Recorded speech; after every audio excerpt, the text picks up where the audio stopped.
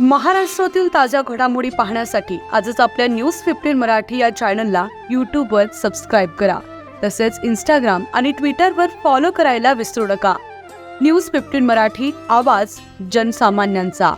सुद्धा जाहीर करतोय, देवेंद्र फडणवीस यांना खुश करून मंत्रीपद पात्रात पाडण्यासाठी इथल्या महिला आमदार मेघनाताई बोर्डीकर असतील, महायुतीचे पडलेले आनंद भरोसे असतील, या दोघांची चौकशी झाली पाहिजे.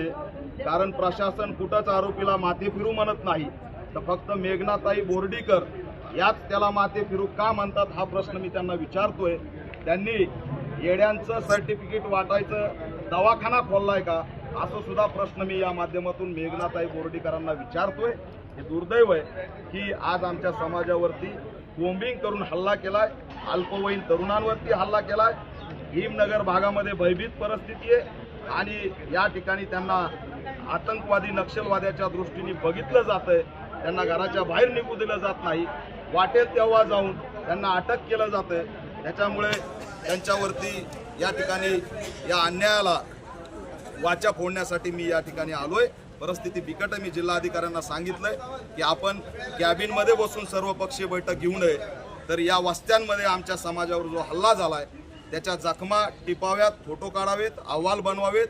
मानवी हक्क अधिकार आयोग असेल, राष्ट्रीय अनुसूचित जाती जमाती आयोग असेल, रुपालीताई चाकणकर या अध्यक्ष आहेत महिला आयोगाच्या. 16 वर्षाच्या आमच्या मुलीला लाठीचार्जमध्ये भयानक मारहाण झाली, त्यांनी सुद्धा या भीमनगरला भेट दिली पाहिजे, ही सुद्धा आमची भूमिका.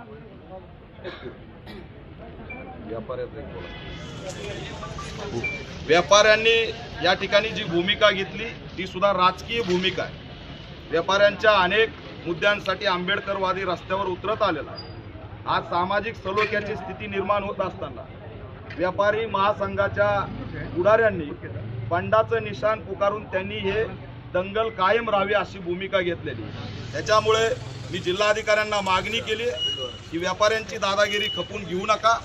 जर का ते धमकी देत असतील, सामाजिक सलोखा राखण्यामध्ये सहकार्य करत नसतील, तर त्यांचं शॉपॅक लायसन्स सुद्धा रद्द झालं पाहिजे.